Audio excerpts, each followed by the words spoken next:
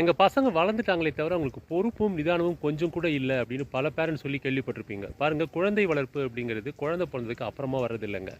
குழந்தை பெற்றுக்கொள்ளணும் அப்படிங்கிற நோக்கத்துல உறவு வைத்துக் கொள்ளக்கூடிய தம்பதியர்கள், அதிலிருந்து குறைந்தது 10லிருந்து 21 நாளைக்கு முன்னாடி தன்னுடைய வழக்கமான வேலை, தொழில், கம்ப்யூட்டர், செல்போன், டிவி இதெல்லாம் ஒதுக்கி வச்சுட்டு, கொஞ்சம் அமைதியான சூழல்ல தன்னுடைய எண்ணங்களையும், முக்கியமா உணர்வுகளையும் சமநிலையில் வைத்து பழகணும்.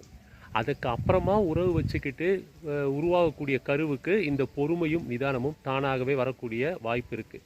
அப்படி இல்லாமல் பதட்டத்திலையும் குழப்பத்திலையும் ஆர்வக் கோளாறுலையும் அவசரத்திலையும் உறவு வைத்து கொண்டு அதன் மூலமாக உருவாகக்கூடிய கருவுக்கு பொறுப்பு இல்லாமல் இருக்கக்கூடிய குணாதிசயம் தான் வரும்.